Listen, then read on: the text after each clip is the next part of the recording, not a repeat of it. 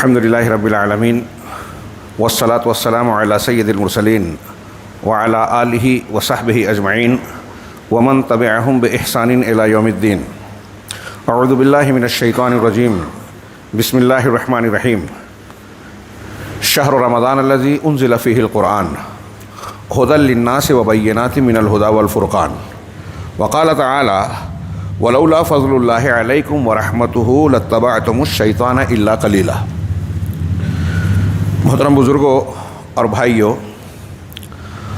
آج جب ہم اللہ کے اس گھر میں اکٹھا ہو کر کچھ گفتگو کر رہے ہیں تو بڑی خوشگوار اور پرسعادت یہ مناسبت ہے اور دوہری مناسبت ہے۔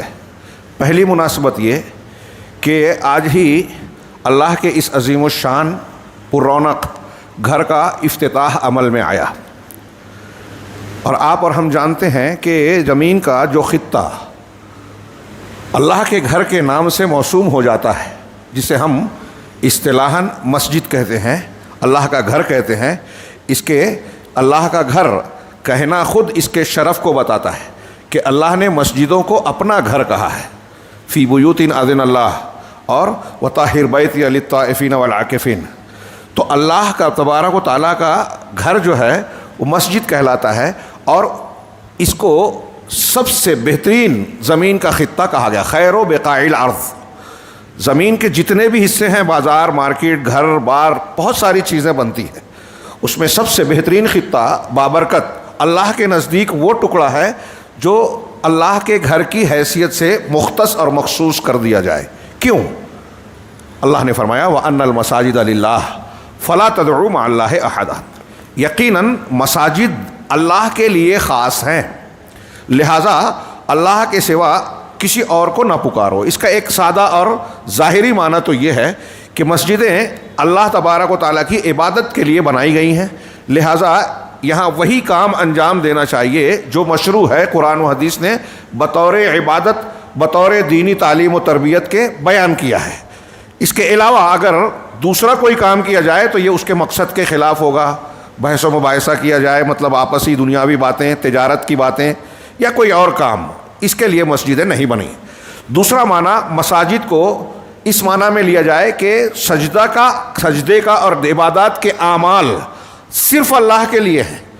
ساری توحید، یعنی اللہ تبارک و تعالیٰ کی توحید کا معنی کہ اللہ تبارک و تعالیٰ کی عبادت کے سارے کام صرف اللہ کے لیے ہیں، لہذا اللہ کے سوا کسی اور کو نہ پکارو، کسی اور کی عبادت نہ کرو۔ لا تدعو کا دونوں ترجمہ کیا جا سکتا ہے دعا کی دو قسموں کے تحت میں، کہ اللہ کے سوا کسی اور کو نہ پکارو۔ گویا یہ مرکز توحید بنتا ہے، اور توحید وہ جوہر ہے جس کے لیے اللہ رب العالمین نے انسانوں اور جنوں کو پیدا کیا، اور انسان اور جن اس دارالامتحان میں کامیابی اگر پا سکتے ہیں تو بغیر توحید کے ممکن ہی نہیں ہے۔ وما خلقت الجن والانس الا لیعبدون۔ توحید جنت کی کنجی ہے۔ ایک آدمی کتنی بھی محنت کرے، کیسے بھی عمل کرے، لیکن اگر اس کے عقیدے میں، عمل میں شرک آ گیا جو توحید کی ضد ہے، اور اسی پر مر گیا تو کبھی جہنم سے نہیں نکلے گا۔ کتنی بڑی اور عظیم بات ہے۔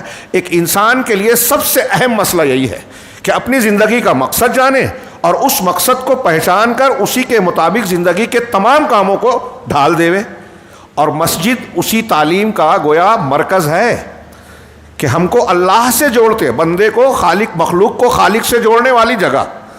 اور اتنا ہی نہیں کہ صرف نماز، صرف عبادت براہ راست تو ہے ہی، اجتماعیت اس میں ہے۔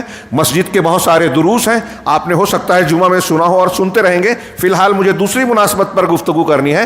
میں نے تمہیداً یہ بات ذکر کی اس تناظر میں کہ ہم یہ دعا کر سکیں کہ اللہ رب العالمین اس اللہ کے گھر کو اپنے مقصد میں کامیاب عطا فرمائے، اس مسجد کو ان مساجد میں شامل فرمائے جن کے بارے میں اللہ تعالیٰ نے کہا لمسجد اسس علی التقوی من اول یوم احق ان تقوم فیہ۔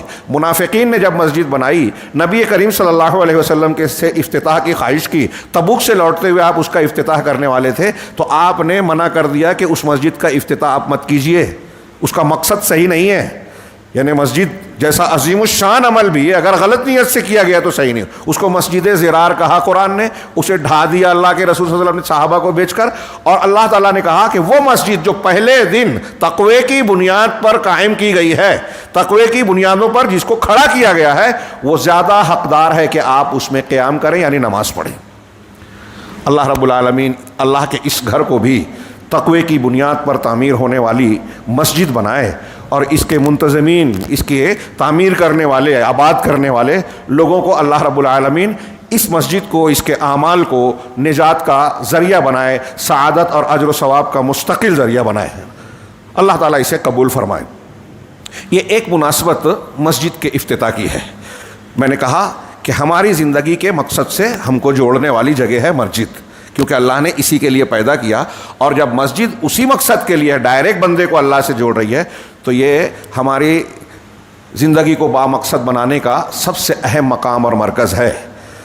اب دوسری مناسبت، ہم بہت جلد 2-3 روز کے بعد اللہ رب العالمین کے پورے سال کے مہینوں میں سب سے زیادہ برکتوں اور فضیلتوں والے مہینے کا استقبال کرنے جا رہے ہیں. مجھے جو عنوان دیا گیا کہ ماہ رمضان کی اہمیت اور مسلمان، بہت کچھ اس میں پہلوؤں سے گفتگو کی جا سکتی ہے. میں نے صرف ایک پہلو سوچا تھا، لیکن اس پہلو کو پیش کرنے سے پہلے کچھ باتوں کی تذکیر. میں جانتا ہوں کہ رمضان کے فضائل سے متعلق اکثر باتیں ہمارے ذہن میں بار بار دہرانے سے تازہ رہتی ہیں، اور یہ دہرانا چاہیے. اللہ کا، رسول اللہ صلی اللہ علیہ وسلم کا طریقہ ہے تعلیم میں، تربیت میں، کہ اہم اسباق کو بار بار دہرایا جائے. عید الاضحیٰ، بقرعید، عیدین، رمضان کے مناسبتیں جب جب آتی ہیں تب تب ان باتوں کو دہرایا جاتا ہے. اس سے اسباق کو قوت اور مضبوطی ملتی ہے دل و دماغ میں، اور ایمان کو تجدید ملتی ہے، جذبہ بڑھتا ہے. اللہ رب العالمین ہمیں اخلاص دے. جو میں نے تقوی کی بات کہی، اخلاص بات کہی، دونوں چیزوں میں اخلاص اور تقوی کی انتہائی شدید ضرورت ہے. تو دوسری مناسبت جو رمضان کی ہے، اس کی اہمیت کی بنیاد کیا ہے؟ اللہ نے فرمایا شہر رمضان الذی انزل فیہ القرآن، کہ رمضان ہی وہ مہینہ ہے جس میں قرآن نازل کیا گیا، قرآن کا نزول ہوا. ایک تو لوح محفوظ سے آسمان دنیا پر پورا کا پورا قرآن آ گیا، اور پھر آسمان دنیا سے دنیا میں جناب محمد رسول اللہ صلی اللہ علیہ وسلم پر 23 سالہ مدت میں حسب ضرورت اللہ رب العالمین نے نازل کیا. لیکن اس کا آغاز ماہ رمضان میں ہوا، اور وہ بھی ماہ رمضان کے آخری عشرے کی کسی تاخرات میں. ہم اور آپ جانتے ہیں کہ رمضان اسی وجہ سے پورا رمضان برکت والا ہے، اور رمضان میں لیلۃ القدر ایک رات سب سے عظیم الشان رات بنا دی گئی کہ اگر لیلۃ القدر خیر من الف شہر، اس ایک رات میں ایک آدمی عبادت ایمان و احتساب کی شرط کے ساتھ، رسماً نہیں، دکھاوے کے طور پر نہیں، بے دلی سے نہیں، دل کے جذبے سے ایمان کے ساتھ اور اجر کی امید رکھتے ہوئے ایک رات کا قیام کرتا ہے، تو 1000 مہینے سے زیادہ، 83 سال بنتا ہے 1000 مہینے کا. امت محمدیہ کی عمر جو ہے 60 سال اوسط بتائی گئی ہے، اور ایک آدمی کو اگر ایمان و احتساب کے ساتھ ایک رات لیلۃ القدر کی مل جائے تو یہ اس کے لیے 83 سال کی عبادت سے زیادہ اجر و ثواب کا باعث ہے. کتنا بڑا احسان ہے اللہ رب العالمین کا امت محمدیہ پر. یہ اس کا کرم، مہربانی ہے کہ چھوٹی عمر میں آپ کو، اگر ہم کو آپ کو 50 سال 60 سال کی عمر مل رہی ہے، تو اس میں اللہ نے ایسے مواقع ہم کو عطا فرمائے ہیں کہ ہم ان کا استعمال کر کے ہزاروں سال کا اجر و ثواب اپنے دامن میں سمیٹ سکتے ہیں. کوئی معمولی بات نہیں ہے. اللہ رب العالمین نے رمضان کو برکتوں اور فضیلتوں سے اس لیے نوازا کہ اس میں قرآن نازل کیا گیا. ہم اور آپ اس کو لائٹ لیتے ہیں، ہلکی بات سمجھتے ہیں. یہ کوئی معمولی بات نہیں ہے. اس کائنات میں اللہ رب العالمین نے ہم کو جتنی نعمتوں سے نوازا، اس میں سب سے عظیم الشان نعمت اللہ کا کلام ہے، رسول اللہ صلی اللہ علیہ وسلم کی تعلیمات ہے. اس سے بڑھ کر کوئی نعمت ہے ہی نہیں. کیوں؟ اللہ نے فرمایا یہ مہینہ وہ ہے جس میں قرآن نازل کیا. اور قرآن ہے کیا؟ ھدی للناس، یہ لوگوں کے لیے ہدایت ہے. ہاں، یہاں کہا لوگوں کے لیے ہدایت ہے. سورہ بقرہ کے شروع میں کہا ھدی للمتقین، متقیوں کے لیے ہدایت ہے. لوگوں کے لیے ہدایت ہے، ہاں سب کے لیے ہدایت ہے، لیکن اس سے فائدہ وہ اٹھاتے ہیں جن کے اندر تقوی کی صفت ہے. اس لیے یہاں کہا متقیوں کے لیے ہدایت ہے. اور رمضان المبارک کا روزہ اللہ رب العالمین نے فرض کیا، اس کی علت غائی یعنی مقصد بتایا، لعلکم تتقون یا ایھا الذین آمنوا کتب علیکم الصیام کما کتب علی الذین من قبلکم، اے ایمان والو تم پر روزہ فرض کیا گیا ایسے ہی جیسے پہلوں پر کیا گیا تھا۔ کیوں فرض کیا گیا؟ لعلکم تتقون، تاکہ تم تقوی اختیار کرو، بچ جاؤ گناہوں سے، بچ جاؤ اللہ کے عذاب سے یعنی جہنم سے، بچ جاؤ اللہ رب العالمین کی اور شریعت کی نافرمانی سے۔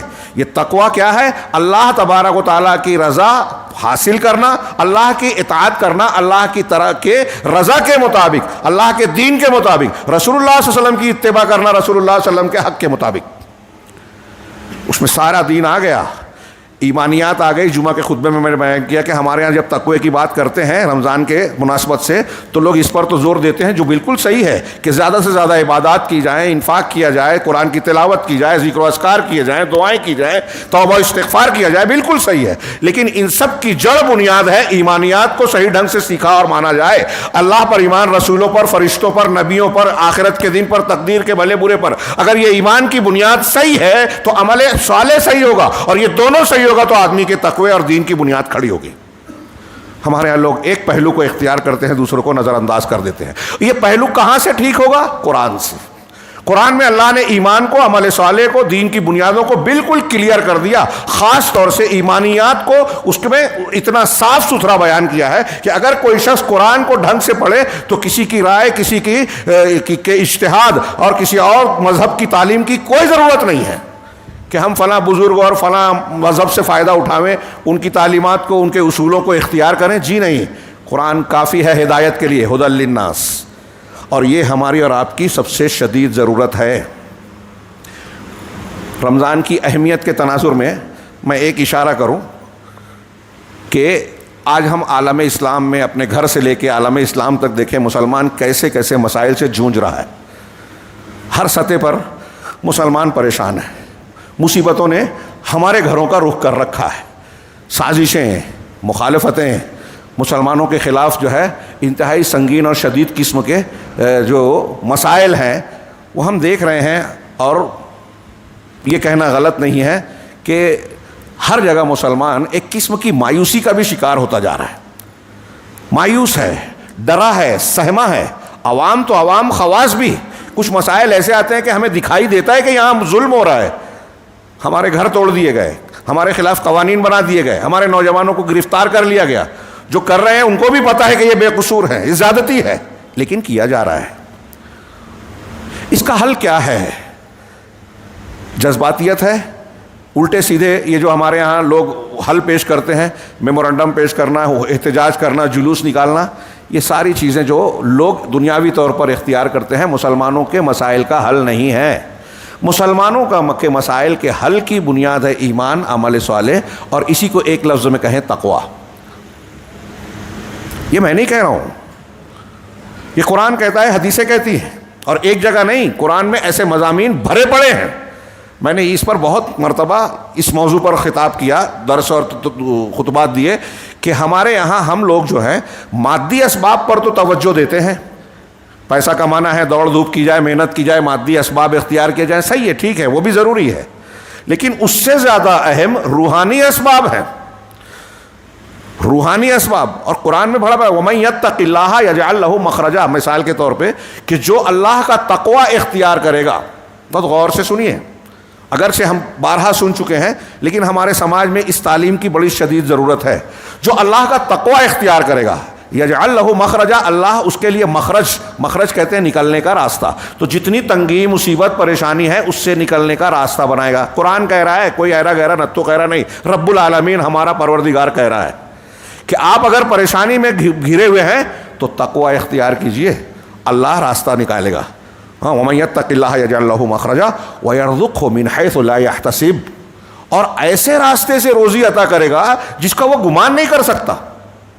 تقوی ہوگا تو مصیبتوں سے نکلنے کی راہ ملے گی، ایسے راستے سے آدمی کو روزی ملے گی کہ سوچ نہیں سکتا۔ اس کی ضرورت ہے، ہم پیسے کے پیچھے، دولت دنیا کے پیچھے بھاگے جا رہے ہیں۔ قرآن ایک نسخہ بتا رہا ہے، قرآن کہہ رہا ہے، بستیوں کو تباہی کا ذکر کرنے کے بعد سورہ اعراف میں کہا، لو ان اہل القری آمنوا واتقوا لفتحنا علیہم برکات من السماء والارض، اگر ان بستی کے لوگ جن کو ہلاک کیا گیا، قوم نوح، قوم شعیب، قوم عاد، قوم صالح، جن کو عذاب کا شکار بنایا گیا، اگر یہ لوگ ایمان لاتے اور تقوی اختیار کرتے، ایمان اور تقوی یہ دو چیز ہوتی، لفتحنا علیہم برکات من السماء والارض، تو یہ زمین میں تباہ نہیں کیے جاتے، عذاب نہیں آتا، بلکہ آسمان اور زمین کی برکتوں کو ہم ان پر کھول دیتے۔ کون کہہ رہا ہے؟ قرآن۔ تھوڑا سوچیے، ہمارا ایمان ہے اللہ کا کلام غلط نہیں ہے، کوئی غلط مانے تو کافر ہو جائے گا۔ ہم مومن ہیں، مانتے ہیں کہ اللہ رب العالمین کی بات غلط ہو ہی نہیں سکتی، تو اللہ کہہ رہا ہے کہ ایمان اور تقوی ہوگا تو آسمان اور زمین کی برکت ملے گی، تقوی ہوگا تو اللہ رب العالمین مصیبتوں سے نکالنے کی راہ پیدا کرے گا، روزی ایسے ہر راستے سے ملے گی کہ آپ سوچ نہیں سکتے۔ وَإِن تَصْبِرُوا وَتَتَّقُوا لَا يَضُرُّكُمْ كَيْدُهُمْ شَيْئًا، یہ سورہ آل عمران کی آیت کا ایک ٹکڑا ہے۔ اللہ نے اس میں کہا کہ اگر تم صبر کرو اور تقوی اختیار کرو تو ان دشمنوں کی، کافروں، مشرکوں کی، مخالفین کی سازشیں، چالیں تمہارا کچھ بگاڑ نہیں پائے گی۔ وقتی طور سے پریشانی ہونا الگ چیز ہے، نقصان پہنچانا الگ چیز ہے۔ اللہ نے گارنٹی دی قرآن مجید میں جو غلط نہیں ہو سکتی، گارنٹی دی کہ اگر آپ تقوی اور صبر اختیار کرو گے تو دشمنوں کی چال تم کو نقصان نہیں پہنچائے گی۔ تقوی اور صبر، تقوی ہوگا تو اللہ تم کو فرقان دے گا، وَمَن يَتَّقِ اللَّهَ يَجْعَل لَّهُ فُرْقَانًا، جو تقوی اختیار کرے گا، یہ سورہ انفال میں ہے، اللہ اس کو فرقان دے دے گا، حق اور باطل کی، صحیح اور غلط کی پہچان اور پرکھ ملے گی، وہ ذہین انسان بنے گا جو متقی ہے۔ صحیح اور غلط کا فرق کرنے کا سب سے بہترین مادہ اللہ دے گا اسے، یہ اللہ کا وعدہ ہے قرآن میں۔ اور اسی طریقے سے آپ وہ آیتیں پڑھیں کہ جن کو جو تقوی اختیار کریں گے ان کے لیے ان للمتقین مفازا، متقیوں کے لیے کامیابی ہے، حدائق و اعنابا، باغات ہیں، انگور ہیں، وہ کواعب اترابا، ہم عمر دوشیزائیں ہیں، نوجوان دوشیزائیں جنت میں یہ ملے گی۔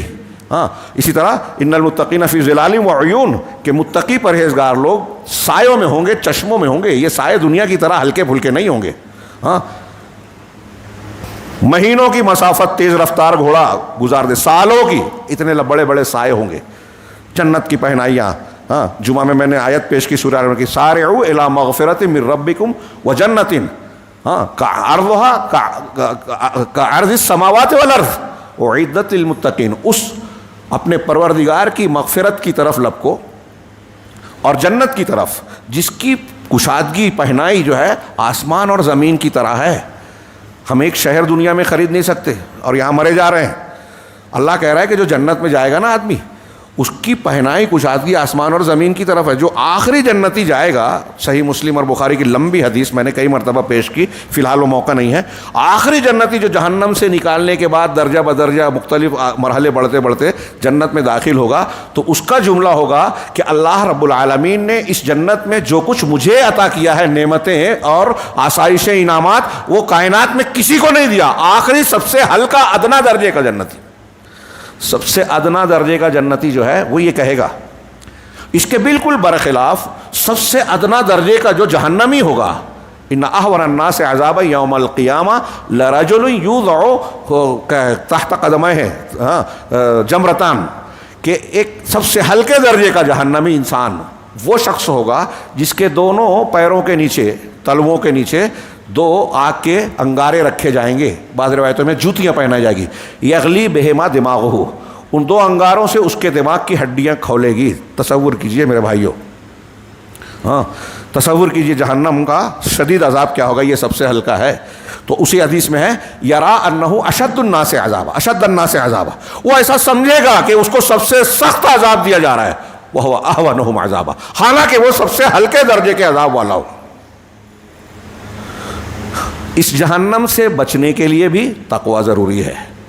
ایمان، توحید، عمل صالح، تقوی اس سب کے مجموعے کا نام ہے۔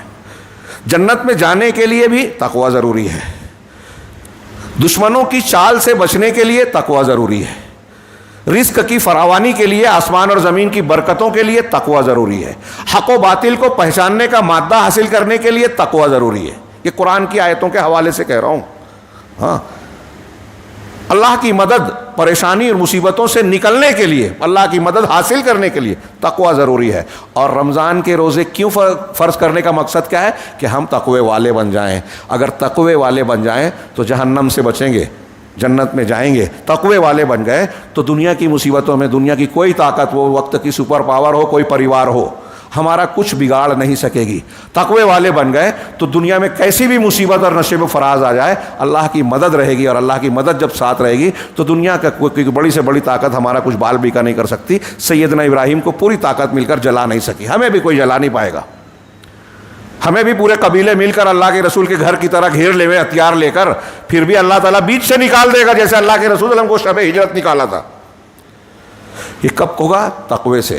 اور رمضان کے روزے ہم کو متقی بنانے آئے. سوچئے کہ رمضان کی اہمیت کتنی ہوئی, ہمارے لیے کتنا ضروری ہے. یہ قرآن کو ہدایت کہا, اس قرآن کی ہدایت کو ہم نے اختیار کیا تو متقی بنیں گے.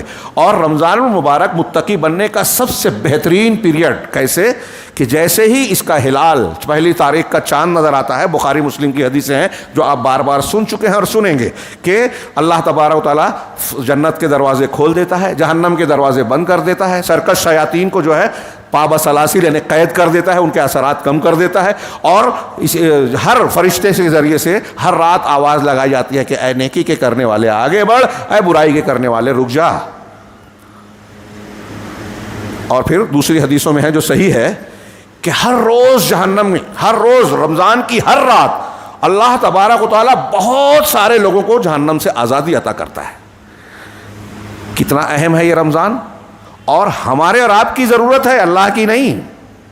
یہ ہماری ضرورت ہے. کیا ہم کو دنیا کی مصیبتوں اور مسائل کا حل نہیں چاہیے؟ باعزت اور سعادت والی زندگی نہیں چاہیے؟ مرنے کے بعد عذاب قبر اور عذاب آخرت سے نجات نہیں چاہیے؟ اگر چاہیے تو قرآن کی ضرورت ہے, اور قرآن سے فائدہ اٹھانا ہے تو اس کے لیے بہترین موقع ہے کہ رمضان کا استقبال صحیح ڈھنگ سے کریں, رمضان کی برکتوں کو اپنے دامن میں اپنی طاقت کے مطابق سمیٹنے کی کوشش کریں. اور یہ اگر ہم نے سمیٹ لیا تو دنیا اور آخرت کے لیے دونوں جگہ کامیابی اور فائدہ ہے. کتنی اہمیت ہے اس کی. شہر رمضان الذی انزل فیہ القرآن ھدی للناس, یہ لوگوں کے لیے ہدایت ہے. صرف ہدایت ہی نہیں ہے. اب کوئی بولے, کوئی غیر مسلم بولے, عیسائی ہو, نصرانی ہو, جین مذہب کا ہو, فلاں دھرم کا ہو, فلاں کا ہو, مسلمانوں میں کچھ لوگ ایسے ہیں جو شرک کرتے ہیں, بدعت و خرافات کرتے ہیں. یہ کوئی چھوٹا مسئلہ نہیں ہے اور اختلافی بات نہیں ہے. اللہ کے رسول نے کہا 73 فرقے ہوں گے, 72 جہنم میں جائیں گے. ہاں, جیسے کفر اور شرک سے بچنا ضروری ہے ویسے ان شرکیہ اور بدعتی طریقوں سے بچنا بہت ضروری ہے. امام ابو العالیہ کا قول آپ نے بارہا علماء کرام کی زبانی سنا ہوگا. وہ کہتے ہیں, ابو العالیہ ایک بہت بڑے تابعی ہیں, متعدد صحابہ کرام کے شاگرد ہیں, علماء تابعین میں شمار ہوتے ہیں. وہ کہتے ہیں کہ میں جب غور کرتا ہوں تو سمجھ نہیں پاتا کہ اللہ رب العالمین کا 2 احسانوں میں سے کون سا احسان زیادہ بڑا ہے. ایک یہ احسان کہ اس نے مجھ کو دوسرے مذاہب سے بچا کر اسلام دیا, یعنی مسلمان بنایا. تھوڑی دیر کے لیے سوچیے آپ بھی, یہ امام ابو العالیہ کہہ رہے ہیں, ان کی چھوٹی بات میں بڑے معنی ہوتے تھے. تھوڑی دیر کے لیے سوچیے کہ ہم کسی ایسے گھر میں پیدا ہوتے جہاں پتھروں کی, درختوں کی, پیڑ پودوں کی, سورج چاند ستاروں کی پرستش پوجا ہو رہی ہو, سجدہ ہو رہا ہو, ہم وہاں پیدا ہوتے, ہم بھی کرتے. کسی نصرانی کے گھر میں پیدا ہوتے تو اللہ کو صالح حضرت عیسیٰ کو اللہ کا بیٹا نعوذ باللہ کہتے. یہودیوں کے گھر میں پیدا ہوتے, جین مذہب, تو یا پھر ہم ان مذہبوں میں سے کوئی مذہب کے ہوتے, سمجھتے کہ تیر مار رہے ہیں اور اسی حالت میں موت ہو گئی تو کبھی جہنم سے نہیں نکلتے. کیا یہ چھوٹی بات ہے؟ ہاں, کھانا پینا ملے نہیں ملے, لیکن اسلام مل گیا, اس سے بڑھ کر کوئی نعمت ہے ہی نہیں. اپنا سب کچھ ہم اس ایک نعمت کے شکرانے میں اگر نچھاور کر دیں اللہ رب العالمین کی ذات کے بارگاہ میں, تو بھی ہم اس کا ادنا سا اس نعمت کا حق ادا نہیں کر سکتے. تو امام ابو العالیہ کہتے ہیں کہ 2 نعمتیں اللہ نے کی, میں نہیں سمجھتا کہ بڑی کون سی ہے. ایک تو یہ کہ مجھے مسلمان بنایا, اور دوسرا یہ کہ مجھے حروری یعنی خارجی یعنی بدعتی نہیں بنایا. مسلمان بنایا اور مسلمانوں میں بدعتی نہیں بنایا. اس کو آج بہت سارے مسلمانوں کو سیکھنے کے, اور رمضان کے استقبال سے پہلے اس کو بھی سیکھنا, اس کو زیادہ سیکھنا چاہیے.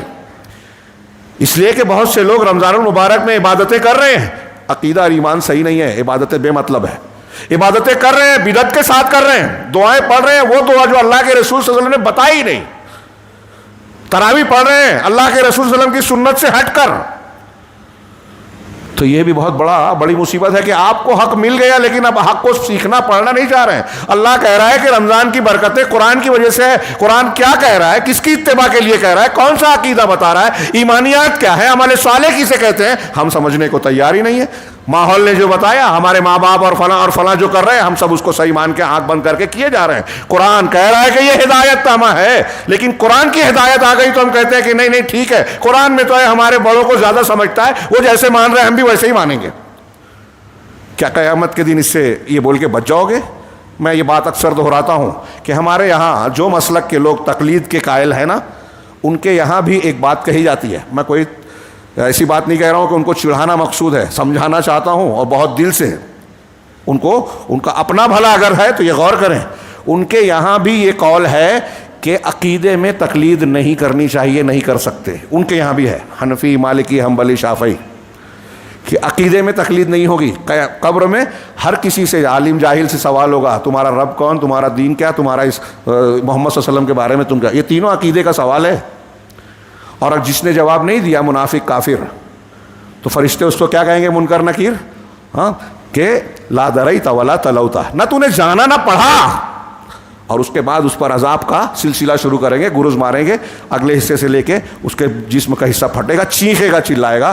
اللہ کے رسول صلی اللہ علیہ وسلم نے فرمایا کہ ایسی چیخ ہوگی کہ اگر تم سن لو، ہاں، دوسری حدیثوں میں کہا کہ اگر تم اپنے مردوں کو دفن نہ کرنا چھوڑ نہ دو تو میں اللہ سے دعا کرتا کہ وہ چیخ تم سن لو، یعنی ہم سن لے تو اپنے مردوں کو دہشت اور ڈر کے مارے دفن کرنا چھوڑ دیں گے، اور جنوں انس کے علاوہ دوسرے جانور یا دوسری چیزیں سنتی ہیں۔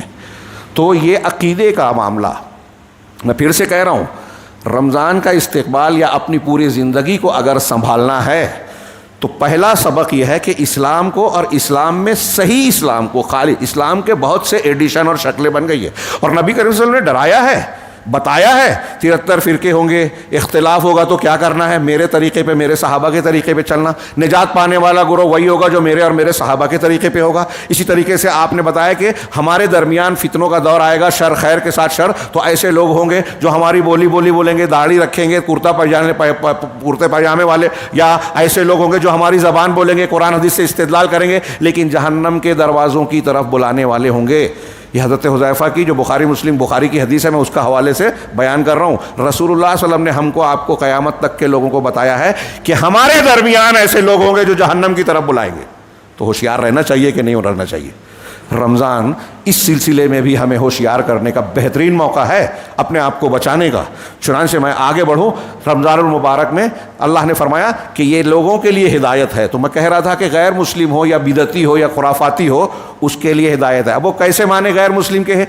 یہ ہدایت ہے تو قرآن نے آگے کہا وَبَيِّنَاتٍ مِّنَ الْهُدَىٰ، کہ ہدایت کے بینات، بین کہتے ہیں بین کھلا، واضح، بینات کا معنی واضح دلائل۔ ہم، آپ جس کو معجزہ کہتے ہیں نا، معجزات، انبیاء کے معجزات ہوتے ہیں، اردو زبان میں یا عربی زبان میں ان معجزات کو قرآن و حدیث میں معجزہ نہیں بولا گیا ہے، معجزہ کی اصطلاح بعد میں آئی۔ جیسے اللہ کے رسول نے اشارہ کیا، چاند کے 2 ٹکڑے ہو گئے، آپ کی انگلیوں کے بیچ سے پانی کی جو ہے نکلنا شروع ہوا، ایک مشکیزے سے پورے لشکر کے لوگوں نے وضو کیا، پانی پیا، اپنے برتنوں کو بھر لیا، پانی چلتا رہا، یہ معجزہ ہے جس کو ہم معجزہ کہتے ہیں۔ اس کو قرآن و حدیث میں معجزہ نہیں کہا جاتا، آیت کہا جاتا ہے، بینہ کہا جاتا ہے، سلطان کہا جاتا ہے، کھلی واضح دلیل۔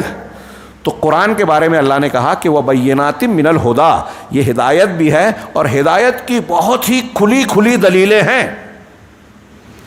وقت زیادہ لگ جائے گا، میں صرف 1-2 جملے میں کہوں کہ قرآن کے حق ہونے کی، رسول کے حق ہونے کی، اللہ رب العالمین کی توحید کی جو دلیلیں ہیں نا، وہ ایسی دلیلیں ہیں کہ دنیا کا کوئی انصاف پسند انسان کتنا بھی بڑا منکر ہو، ہٹ درم ہو، اسے انکار کر ہی نہیں سکتا۔ اگر کر رہا ہے تو وہ ہٹ درم ہے، اور جس نے انصاف کے ساتھ دل سے پڑھا اس نے اسلام قبول کر لیا۔ سوچئے نا، اللہ کے رسول صلی اللہ علیہ وسلم کے دور سے لے کر آج تک کتنے لوگ ہیں، ہاں، صرف اگر یہ واقعات جمع کیے جائے گے قرآن کو سننے کے بعد کون کیسے متاثر ہوا، اسلام قبول کیا، تو موٹے دفتر بن جائیں گے، لائبریری بن جائے گی، اس کو جمع کیا جائے تو۔ ہاں، ابو جہل، مغیرہ بن شعبہ جو ایمان نہیں لائے، وہ بھی سن کر کہتے تھے کہ یہ انسان کا کلام نہیں ہے، ہم مانتے ہیں۔ ہاں، غیر مسلم بھی، اور کتنے لوگ ہیں قرآن کا ایک ٹکڑا، ایک آیت، ایک سورت سن کے۔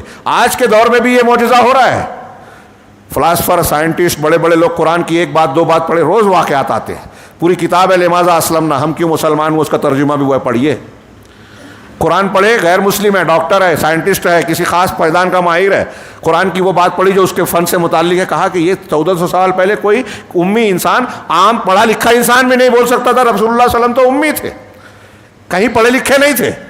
یہ الگ بات ہے کہ رسالت اور تبلیغ یا اللہ کے کلام کی وجہ سے معلم کائنات بن گئے، کائنات کی تعلیم دینے والے. تو بہرحال یہ بینات من الہدا، قرآن بذات خود ہدایت کی دلیلیں ہیں، پوری دنیا کو چیلنج کر رہا ہے. اس کا بھی واقعات ہیں لیکن میں اس کوئی واقعہ نہیں چھیڑ رہا ہوں کہ یہ چیلنج ہے. بینات ہے، دلیلیں ہیں. بینات من الہدا والفرقان، اور یہ فرقان ہے حق اور باطل میں تمیز کرنے والا. آپ کے اپنے گھر میں، جماعت میں، مسجد میں، سماج میں، سیاست میں، اقتصادیات میں، حلال حرام میں، شرک اور توحید میں کون سی چیز صحیح ہے، کون غلط ہے، کون شرک ہے، کون توحید ہے، کس کو ماننا ہے، کس کو نہیں ماننا ہے، یہ اس کو فرق کرتا ہے، قرآن الگ کر دیتا ہے. یہ عظیم الشان نعمت اس ماہ مبارک میں نازل ہوئی اور اس کا یہ اہتمام اللہ نے کیا کہ اسے پورا مہینہ مبارک بنا دیا اور امت محمدیہ کے لیے اس کو پورا تربیت کا، متقی بننے کا سب سے بہترین اور سہانا موقع بنا دیا. میں نے ابھی بتایا جنت کے دروازے کھل گئے، جہنم کے بند ہو جاتے ہیں، فرشتوں کی طرف سے ندا ہوتی ہے، شیاطین کا اثر کم ہو جاتا ہے، روز جہنم سے آزادی ملتی ہے. اب قرآن، اب اگر ایسا ماحول بن گیا کہ آپ سدھر جاؤ، بگڑنے کے چانسز کم سے کم ہو گئے، سدھرنے کے چانسز بڑھ گئے. اس مہینے میں آپ نے عمرہ کیا تو حج کا ثواب یعنی اجر بڑھ گیا. پورے جب تک آپ روزے کی حالت میں ہیں تب تک آپ عبادت کی حالت میں ہیں. ہر قسم کا صبر آپ کو آ رہا ہے، ہر قسم کی خوبیاں آپ کے اندر پیدا ہو رہی ہے. اللہ کے فرما برداری کا جذبہ، اللہ تبارک و تعالیٰ آپ کو دیکھ رہا ہے، مراقبہ جس کو کہتے ہیں عربی میں، کہ اللہ کی نگرانی میں ہر وقت آپ ہیں. اسی لیے آپ حمام میں چلے جائیں، پانی میں ڈوب جائیں، اپنے حلق سے روزے کی حالت میں ایک قطرہ بھی نہیں اترنے دیتے. یہ جو عقیدہ ہے، یہ جو تربیت روزہ کرتا ہے، یہ ہمارے اور آپ کے لیے اس دنیا کے مقصد اور اللہ تعالیٰ کا بندہ بننے میں سب سے زیادہ اہم اور بہترین ذریعہ ہے. نیکیاں بہت سی ہیں، روزے سے بھی زیادہ بڑی نیکی ہے کیا کہتے ہیں، نماز، زکوٰۃ، ارکان میں. لیکن روزہ کی وہ خصوصیت ہے، بعض خصوصیات جو کسی اور میں نہیں ہے. اللہ رب العالمین کا الصوم لی وانا اجزی بہ، روزہ میرے لیے ہے اور میں اس کا بدلہ دوں گا. کوئی حساب کتاب نہیں ہے. نیکیاں 1 سے 10، اور کم سے کم آپ نے ایک نیکی کی امت محمدیہ نے تو 1 کا 10 ملنا ہی ہے، اور پھر 700 تک ہے. لیکن روزے کا کوئی حساب نہیں ہے. بخاری کی ایک روایت میں اللہ کے رسول نے فرمایا کہ ایک روزہ اگر آپ رکھتے ہیں، روزے کی فضیلت بتا رہا ہوں، ایک روزہ تو آپ کو جہنم سے 70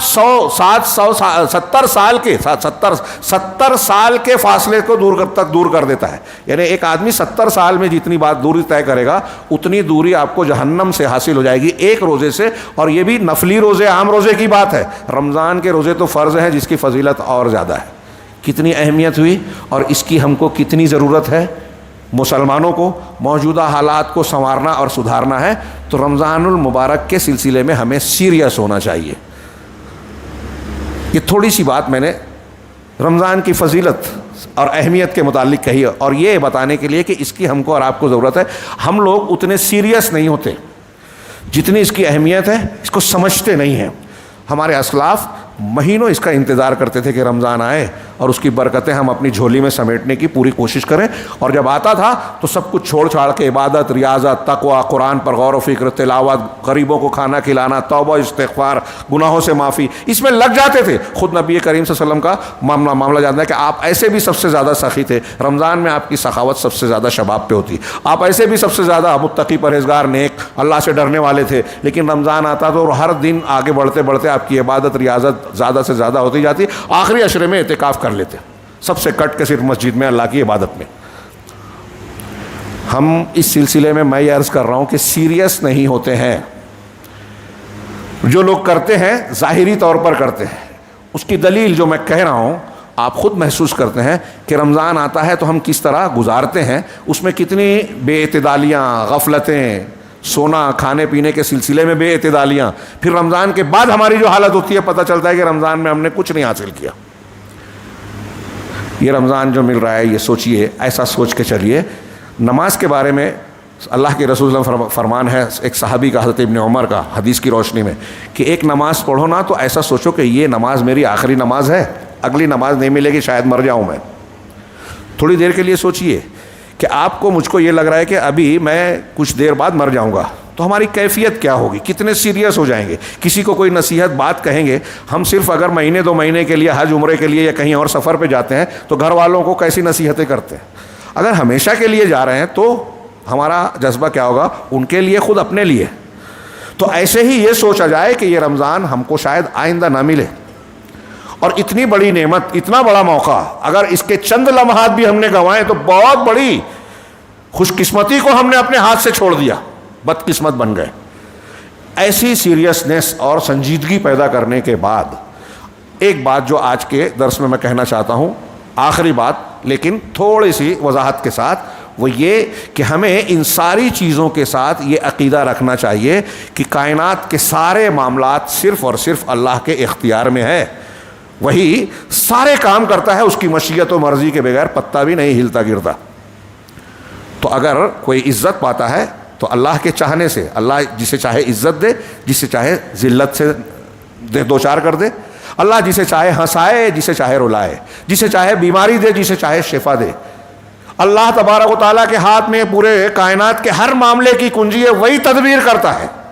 لہذا ہمیں اس بنیاد میں اس موقع پر یہ یاد کرنا چاہیے کہ اگر ہم رمضان المبارک کی برکتوں کو سمیٹنا چاہتے ہیں تو اللہ کی توفیق کے بغیر ممکن نہیں ہے. ہمارے جذبات، ہمارے احساسات میں جو خامیاں ہیں، کمزوریاں ہیں، اسے دور کرنے کے لیے جہاں ہم کوشش کریں، اس سے زیادہ اس بات کی محنت کریں کہ اللہ تبارک و تعالیٰ کی مدد ملے، توفیق ملے.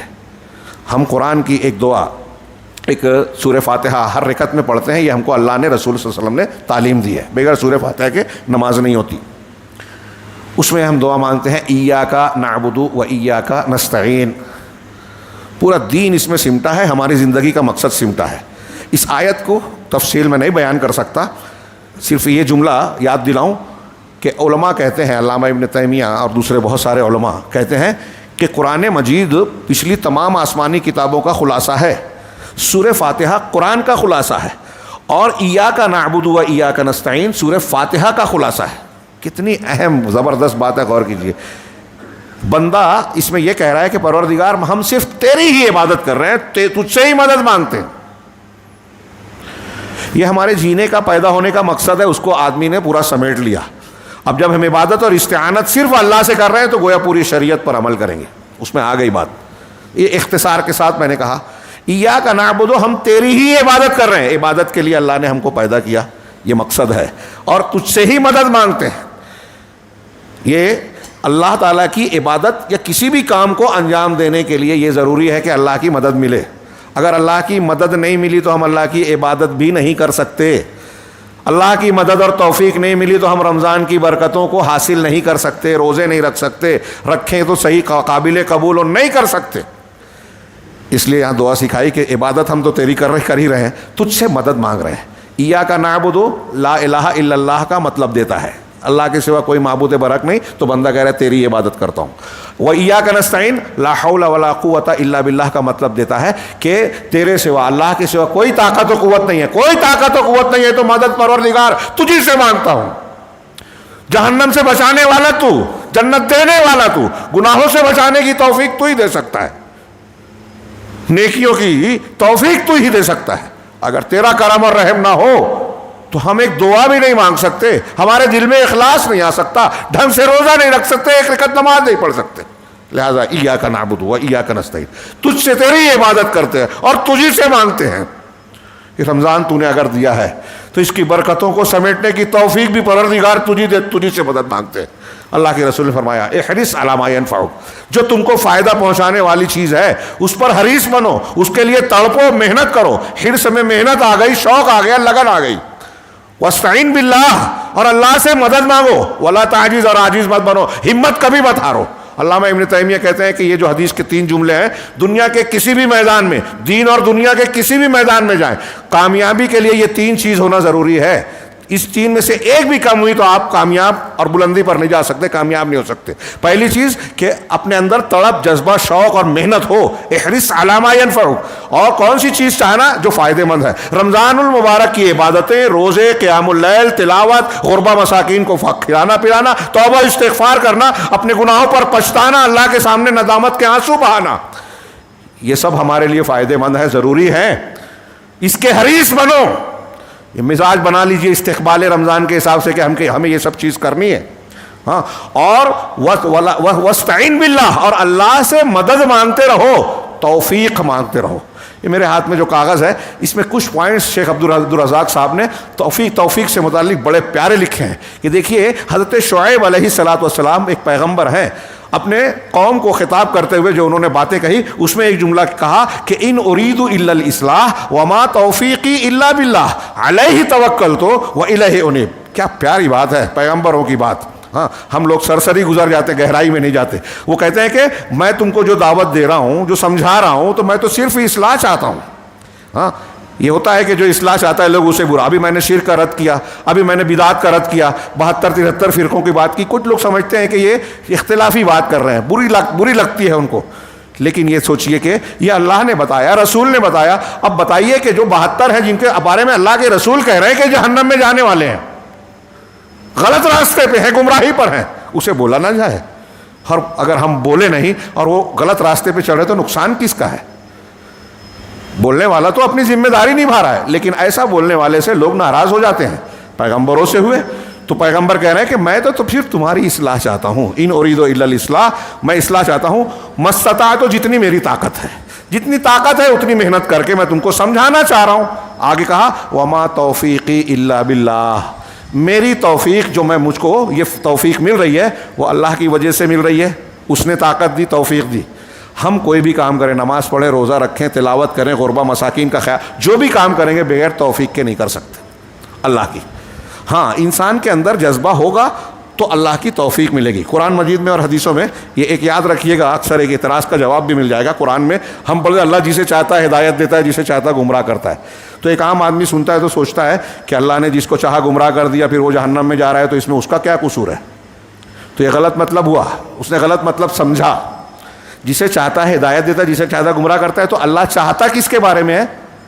قرآن کی اور بھی آیتیں ہیں، فَأَمَّا مَنْ أَعْطَىٰ وَاتَّقَىٰ وَصَدَّقَ بِالْحُسْنَىٰ فَسَنُيَسِّرُهُ لِلْيُسْرَىٰ۔ جو شخص خرچ کرتا ہے، تقوی اختیار کرتا ہے، حسنہ کی تصدیق کرتا ہے، ایمان کی، اسلام کی، قرآن کی تصدیق کرتا ہے، تو ہم اسے صحیح اور آسان راستے کی رہنمائی کرتے ہیں، اس کو ہموار کرتے ہیں۔ یعنی جو یہ کرتا ہے اللہ توفیق دیتا ہے۔ وَأَمَّا مَنْ بَخِلَ، جو بخیل بنتا ہے، بخیلی کرتا ہے، خرچ کرنے کی جگہ خرچ نہیں کر رہا ہے۔ وَأَمَّا مَنْ بَخِلَ وَاسْتَغْنَىٰ، بے نیازی برتتا ہے، اکڑتا ہے۔ وَكَذَّبَ بِالْحُسْنَىٰ، اور حسنہ کی تکذیب کرتا ہے، سچائیوں کو جھٹلاتا ہے۔ فَسَنُيَسِّرُهُ لِلْعُسْرَىٰ، تو اسے تنگی کا، پریشانی کے راستے کو ہم آسان اور ہموار کرتے ہیں، جہنم کے راستے پہ، مصیبتوں کے راستے پہ جاتا ہے۔ یعنی جو جیسا ہوگا وہ ایسی توفیق ملتی ہے۔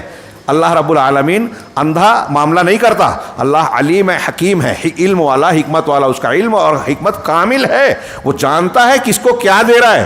جس کو رسول بنایا جانتا ہے کہ وہ رسالت کا حقدار ہے، جس کو امیر بنایا اللہ کے علم کے مطابق اس کا امیر ہونا اچھا ہے، جس کو غریب بنایا اللہ کے علم کے مطابق اس کا غریب ہونا حکمتوں سے بھرپور ہے، کسی پر ظلم نہیں کر رہا ہے، اس کی حکمتوں کے تقاضے ہیں۔ تو اللہ تعالیٰ یہ پیغمبر کہہ رہے ہیں کہ میری اللہ کی جتنی توفیق ہے میں اس اعتبار سے جو ہے یہ کام کر رہا ہوں، علیہ توکلت و الیہ انیب، اسی پر میں نے توکل کیا اور اسی کی طرف میں انابت کرتا ہوں، پلٹتا ہوں، توبہ استغفار کرتا ہوں۔ توفیق مطلب نبی پیغمبر کہہ رہے ہیں کہ میں جو کچھ کر رہا ہوں اللہ کی توفیق کے بغیر نہیں کر رہا ہوں۔ اس توفیق کے سلسلے میں قرآن کی کئی آیتیں نقل کی، میں سمجھتا ہوں کہ وقت زیادہ ہو رہا ہے، میں سرسری طور سے ایک دو آیتوں کا صرف اشارہ کروں۔ اللہ نے قرآن میں فرمایا وَلَٰكِنَّ اللَّهَ حَبَّبَ إِلَيْكُمُ الْإِيمَانَ، کہ اللہ نے ایمان کو تمہارے نزدیک محبوب، پسندیدہ بنایا، وَزَيَّنَهُ فِي قُلُوبِكُمْ، اور تمہارے دلوں میں اسے خوبصورت بنا دیا، مزین کر دیا، وَكَرَّهَ إِلَيْكُمُ الْكُفْرَ وَالْفُسُوقَ وَالْعِصْيَانَ، اور تمہاری نگاہوں میں کفر کو، اللہ تعالیٰ کے جو ہے فسوق یعنی فاسق و فاجر ہونے کو، اطاعت نہ کرنے کو، اور گناہوں کو تمہارے لیے ناپسندیدہ بنا دیا۔ اگر ایک آدمی ایمان لا رہا ہے، اس کو پسند کر رہا ہے، اس کو نماز پڑھنے میں مزہ آ رہا ہے، تو اس آیت کے مطابق یہ اللہ تعالیٰ کی طرف سے ہے. کچھ لوگوں کو قرآن سننے میں مزہ نہیں آتا, گانا سننے میں مزہ آتا ہے. سنت کے کاموں میں مزہ نہیں آتا, بدعت کے کاموں میں لائٹنگ کرنا, خرافات کرنا, اس میں مزہ آتا ہے. ہاں, حلوہ مانڈا جہاں بدعت میں ہے وہاں خرچ کرتے ہیں, لیکن روزہ افطار کرانے کے لیے خرچ نہیں کر پاتے جو سنت ہے, جس کی ترغیب دی گئی ہے. تو جہاں کرنا ہے وہاں نہیں کرتے, جہاں نہیں کرنا ہے وہاں کرتے ہیں. یہ اللہ تبارک و تعالیٰ کی طرف سے ان کو توفیق نہ ملنا ہے اچھائی کی, کوئی چھوٹی بات نہیں ہے. اللہ نے کہا یہ ہم کو چاہیے کہ اللہ ہمارے دلوں میں ایمان کو مزین کر دے, نیک اعمال کو, اور کفر کو, فسوق کو, اللہ کی نافرمانی اور گناہ کو ناپسندیدہ بنا دے. اللہ نے کہا اولئک هم الراشدون, یہی لوگ رشد والے ہیں. ایک رشد ہے, ایک ہدایت ہے. ان دونوں میں جب فرق کریں گے تو ہدایت کا تعلق علم سے ہوگا اور رشد کا تعلق عمل سے ہوگا. صحیح علم ہوگا تو یہ ہدایت ہے, صحیح عمل ہوگا تو یہ رشد ہے. اللہ کہہ رہا ہے کہ وہ صحیح راستے پہ چلنے والے ہیں. اب یہ جو صحیح راستے پہ چل رہے ہیں تو کیسے چل رہے ہیں؟ آیت کا آخری ٹکڑا, فضلا من اللہ و نعمہ, یہ اللہ تعالیٰ کی جانب سے فضل اور مہربانی ہے اور نعمت ہے. اللہ کا فضل و کرم ہے, نعمت ہے. تو اس رمضان کے متعلق ہمیں اللہ کا یہ فضل مانگنا چاہیے, توفیق مانگنی چاہیے. واللہ علیم حکیم, اور اللہ علم والا, حکمت والا ہے. اسی طریقے سے کچھ اور آیتیں ہیں کہ اللہ نے کہا, دیہاتی کہتے ہیں کہ ہم اسلام لائے, آپ پریشان جتا رہے ہیں. اللہ نے کہا کہ نہیں, یہ تم احسان مت جتاؤ کہ تم مسلمان ہو گئے. بل اللہ یمن علیکم ان ہداکم للایمان, اللہ نے تم پر احسان کیا کہ تم کو ایمان کی ہدایت دی. یہ قرآن کی آیت ہے سورہ حجرات کی.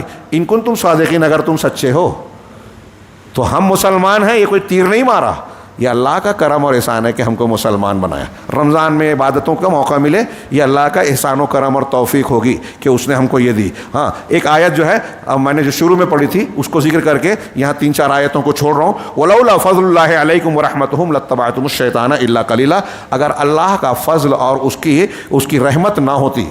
غور کیجئے, یہ سورہ نساء کی آیت نمبر 83 ہے, جا کے پڑھ لیجئے گا, کہ اللہ کا فضل اور اس کی نعمت, اس کی رحمت تم پر نہ ہوتی تو تم میں سے اکثر لوگ شیطان کی پیروی کرتے. لاتبعتم الشیطان, تو تم شیطان کے پیچھے چلتے. الا قلیلا, مگر بہت کم. تھوڑی موڑی نیکیاں بھی کرتے, کچھ لوگ کچھ نیکیاں بھی کر لیتے, لیکن جب شیطان کی پیروی کرتے. اب دنیا میں جتنے بھی بدعتی اور غلط لوگ ہیں کچھ نہ کچھ اچھائیاں ضرور کرتے ہیں, اور اسی پہ تسلی لیتے ہیں کہ میں یہ کام تو کرتا ہوں نا, تو سمجھتے ہیں کہ میں گناہ بھی کر رہا ہوں اور جنت بھی ہاتھ سے نہیں. یہ آیتیں اور ایسی اور بھی کئی آیتیں ہیں, جیسا کہ میں نے اشارہ کیا, یہ بتا رہی ہیں کہ اگر ہم کو ایمان نیکی کے راستے پر چلنا ہے, رمضان کی برکتوں کے لائق بننا ہے, تو اللہ سے توفیق مانگنا پڑے گی, مانگنا چاہیے. اسی طریقے سے اللہ تبارک و تعالیٰ نے قرآن مجید میں ایسے کئی کفار و مشرکین کے بارے میں ذکر کیا, جیسے کہ جن پر اللہ تبارک و تعالیٰ کے کلمات ثابت ہوئے, اس کا عذاب طے ہوا.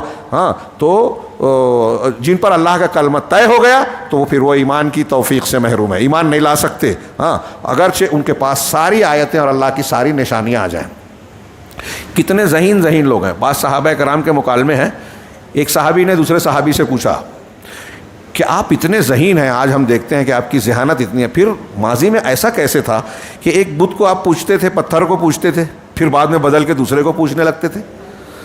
تو انہوں نے جواب دیا کہ بات تو صحیح ہے کہ عقل اور ذہانت اللہ نے سب کو عطا کی ہے, لیکن شیطانی القاء اور گمراہی کا یہ معاملہ ہے کہ اللہ کی توفیق سے جب بندہ محروم ہوتا ہے تو پھر اس کی عقل کام نہیں کرتی اور بے وقوفیاں کرتا ہے. آج دیکھیے کہ کتنے بڑے بڑے ذہین اور دانشور ہیں اور شرکیات کرتے ہیں. ہندوستان کے وینکٹ رمن, کیا نام تھا وہ جن کو بہت بڑا ایوارڈ ملا, سی وی رمن, ہاں, ایک بڑے سائنٹسٹ گزرے ہیں. انگریزوں کے دور میں گہن کا مشاہدہ کرنے کے لیے انہیں بیٹھایا گیا, وہ بیٹھ کر دوربین میں دیکھ رہے ہیں, لیکن جب گہن لگنے لگا تو تھوڑی تھوڑی دور اٹھ کر جو ہے بازو میں گھنٹی رکھی تھی, گھنٹی بجاتے. تو ایک انگریز آفیسر نے ان سے سوال کیا کہ یہ گھنٹی کیوں بجاتے ہو بار بار؟ کہا میں ایک ہندو ہوں اور ہندو دھرم کے حساب سے عقیدہ یہ ہے کہ جب گہن لگتا ہے تو ایک راکشس جو ہے وہ چاند اور سورج کو نگلنے کے لیے لپکتا ہے, اور گھنٹی بجاؤ تو وہ دور بھاگتا ہے. ہمارے وزیر اعظم تھالی بجوائے تھے نا.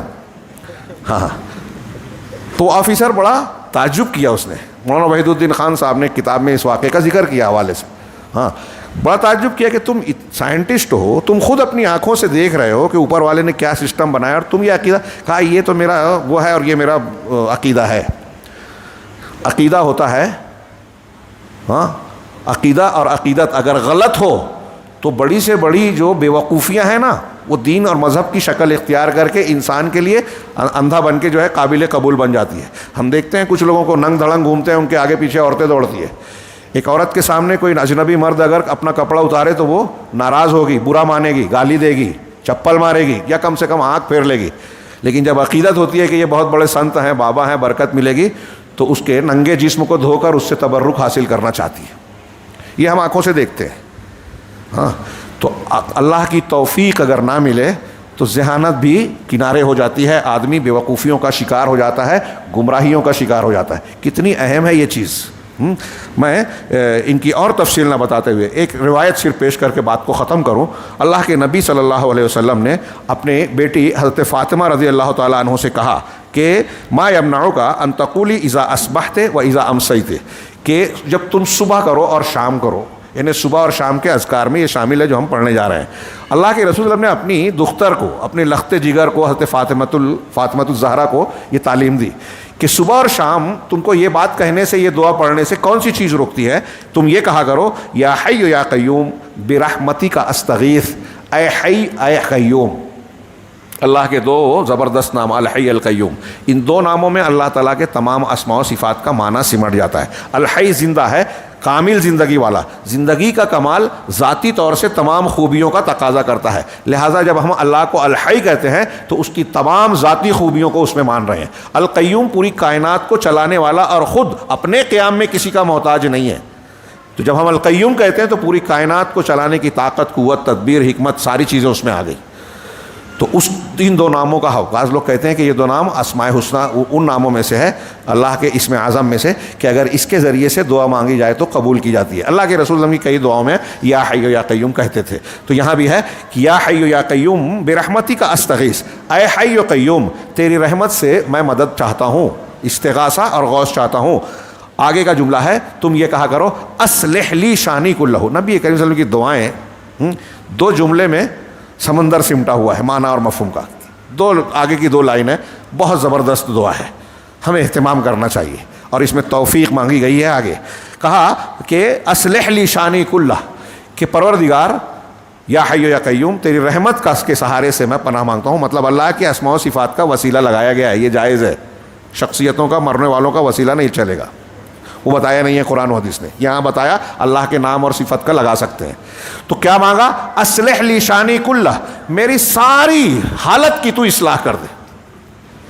ایک جملہ دیکھیے, زندگی کے سارے معاملات آ گئے کہ میرے جو بھی حالات ہیں, گھر کے, دوستوں کے, کاروبار کے, زندگی کے, اور جو بھی ہو, ساری شان اور سارے معاملات کی اصلاح کر دے. اصلح لی شانی کلہ. آگے کا جملہ ہے ولا تکلنی الی نفسی طرفۃ عین, اور طرفۃ عین پلک کا جھپکنا, پلک کے جھپکنے کے وقت تک بھی مجھے خود میرے نفس کے حوالے مت کر.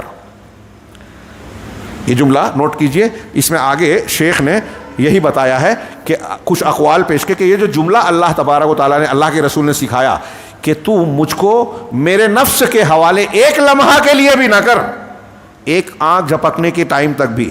تو اقوال ہیں اور اس سلسلے کی کچھ تفصیل ہے, میں اس کو چھوڑ رہا ہوں.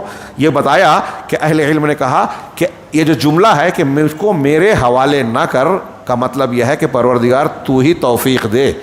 اور کہا کہ جس انسان کو اللہ نے اس کے نفس کے حوالے کر دیا, جس انسان کو تھوڑی دیر کے لیے بھی اللہ نے اس کے نفس کے حوالے کر دیا, اس کا مطلب یہ ہوا کہ اللہ نے اس کو نیک توفیق سے محروم کر دیا, نیک توفیق سے محروم کر دیا.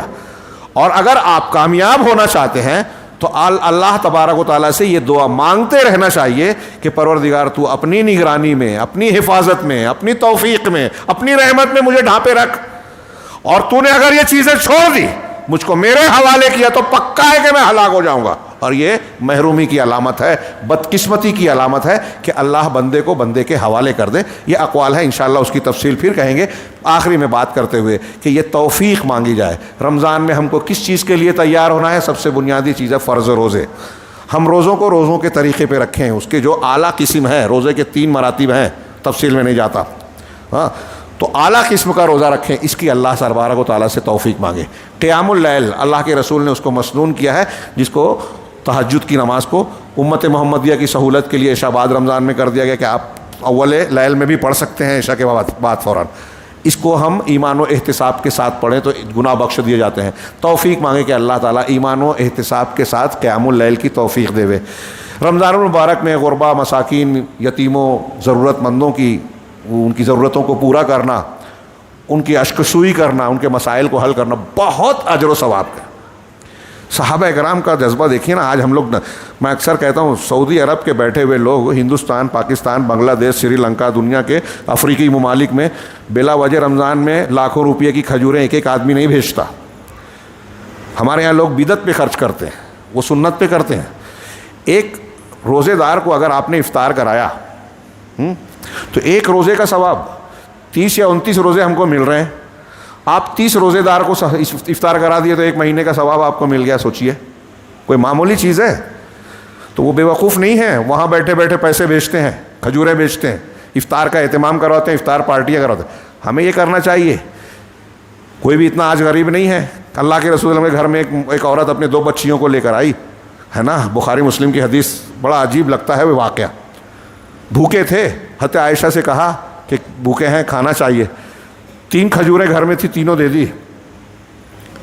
حضرت عائشہ نے کہا کہ مجھے اس کا معاملہ بہت عجیب لگا۔ ایک ایک کھجور تینوں نے لے لیا، دونوں بچیوں کو جو گود میں تھی ایک ایک کھجور دی، انہوں نے جھٹ سے کھا لیا۔ عورت ابھی اپنی کھجور آدھی توڑی ہے کہ دونوں بچیوں نے پھر ہاتھ پھیلا دیا۔ اس نے اپنی توڑی ہوئی آدھی کھجوریں جو ہیں دونوں کو دے دی۔ حضرت عائشہ نے کہا اس کے سے زیادہ، اللہ کے رسول کے گھر میں صرف 3 کھجور تھی، چوتھی نہیں تھی۔ حضرت عائشہ نے وہ 3 دی، اس کے بعد نہیں دے سکی۔ چلی گئی وہ خاتون۔ اللہ کے رسول صلی اللہ علیہ وسلم کو کہا کہ مجھے بہت عجیب سا لگا، میں نے یہ واقعہ اللہ کے رسول کو بتایا تو آپ نے جملہ کہا کہ اس کے ایک عمل کی وجہ سے، اس عمل کی وجہ سے اللہ نے اس کو جہنم سے آزاد کر دیا یا جنت میں داخل کر دیا۔ دونوں جملہ ہے۔ وہ کھجور، یہاں میں نوٹ کرنے کی بات کہ وہ کھجور اس کی اپنی نہیں تھی، حضرت عائشہ نے دی تھی۔ اس ایک کھجور کو جو خود اس کے حصے میں آئی تھی، اس کو بھی اس نے اپنی دونوں بچیوں کو دے دیا۔ ایک کھجور کی وجہ سے اللہ نے جہنم سے آزاد کر دیا۔ جذبہ، نیکی، عمل، قدر مت دیکھیے۔ آپ کا جذبہ تقوی کے ساتھ اللہ کو توفیق ملی کہ ایک روزے دار کو آپ نے خلوص کے ساتھ افطار کرا دیا تو کتنا اجر ملے گا، اور غریب مسکین مستحق کو اگر دیا تو پھر کتنا اجر ملے گا۔ تو ہم کو اس کے لیے تیار، اور سب سے زیادہ جس چیز کی ضرورت ہے مسلمانوں کو، ہم کو، آپ کو، پوری دنیا کے مسلمانوں کو، کہ گناہوں سے توبہ کریں۔ اور گناہوں سے توبہ کرنے کے لیے ایک چیز اور بھی ضروری ہے، جو توبہ کی شرائط وغیرہ بیان کرتے ہیں وہ ہم پڑھیں گے، سنیں گے۔ یہاں میں کہنا چاہ رہا ہوں کہ بہت سے گناہ ایسے ہیں ہمارے درمیان جس کو ہم اور آپ اور بہت سے مسلمان گناہ سمجھتے ہی نہیں ہیں۔ شرک کرنے والے شرک کو صحیح مان رہے ہیں، بدعت کرنے والے بدعت کو صحیح مان رہے ہیں۔ اس کا مطلب وہ قرآن حدیث کی تعلیم حاصل نہیں کر رہے ہیں۔ ہمارے یہاں کچھ لوگ دین کو غلط سمجھ رہے ہیں۔ میں ابھی بار بار یہ بات دہراتا ہوں، کچھ لوگوں کو بری لگتی ہے، لیکن غور کرنے کی ہے کہ کچھ لوگ دین میں محنت کرتے ہیں، فضائل بتاتے ہیں، ذکر و اذکار، نوافل کا خوب اہتمام کرتے ہیں، لیکن حقوق کے، حلال حرام کے معاملے میں سود بیاج کا لین دین کر رہے ہیں، بہن بیٹی کا، بھائی کا حق مار کر بیٹھے ہیں، قبضہ کر کے بیٹھے ہیں، حصہ بکرا میراث تقسیم ہونے نہیں دیتے، اور کیا سمجھتے ہیں کہ ہم نے صبح میں فلاں نافل پڑھ لی، رات میں فلاں ذکر کر لیا، فلاں نصاب پورا کر لیا تو اتنے فرشتے ہماری مغفرت کی دعا کر رہے ہیں، اب ہم نے جو حق ہڑپا ہے اس کی معافی ہو جائے گی۔ یاد رکھیے کہ اگر یہ چیزیں قائم ہیں تو لعلکم تتقون والا فائدہ آپ کو حاصل نہیں ہو رہا ہے۔ رمضان المبارک میں متقی اور بن کر جہنم سے آزادی اگر چاہیے تو یہاں یہ بھی فیصلہ کرنا ہوگا کہ اس رمضان میں جب ہم توبہ کریں گے اللہ تعالیٰ سے تو ہم حقدار کو حق دے دیں گے، جس کو دل دکھایا ہے اس سے معافی مانگ لیں گے، جس کا حق کھایا ہے، جس کا حصہ بنتا ہے بہن کا، بیٹی کا، بھائی کا، اس حق کو دے دیں گے یا تصفیہ کر دیں گے، طاقت نہیں ہے تو تب آپ متقی ہوں گے، تب آپ اور ہم جہنم سے بچ پائیں گے۔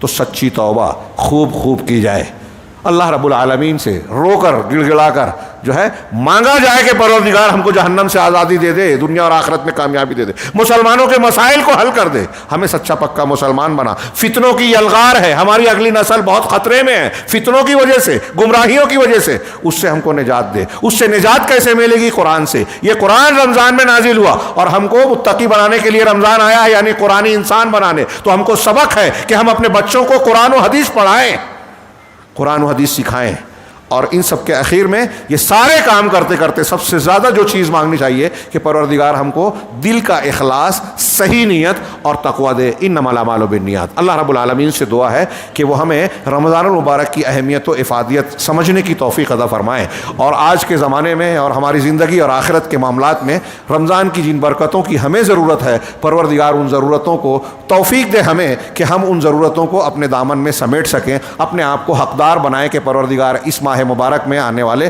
ہم کو جہنم سے آزادی دے دے اور جنت میں داخلے کا حقدار بنا دے، اور آخرت کی جہنم سے پہلے دنیا کی جو مختلف قسم کی قیامتیں اور جہنم ہمارا تعاقب کر رہی ہیں، پروردگار ان سے بھی ہماری حفاظت فرمائے۔ اللہ تعالیٰ سے دعا ہے کہ وہ ہماری اس مجلس کو بھی قبول فرمائے، اس مسجد کو قبول فرمائے، اسے توحید کا، سنت کی اشاعت کا مرکز بنائے، اور اس کو قائم کرنے والوں کو رب العالمین جزائے خیر سے نوازے، اسے ان کے دنیا میں بھی اجر و ثواب کا ذریعہ بنائے اور آخرت میں کامیابی کا ذریعہ بنائے۔ ہم اور آپ کا سب کا کام ہے کہ اللہ کے جو گھر بن جاتے ہیں ان کے کچھ حقوق ہوتے ہیں، ان حقوق کو بھی سمجھیں اور اس کو ادا کریں۔ رمضان المبارک اس کو بھی یاد دلاتا ہے۔ اقول قولی ھذا واستغفر اللہ لکم سائر المسلمین وصلی اللہ علی نبینا محمد۔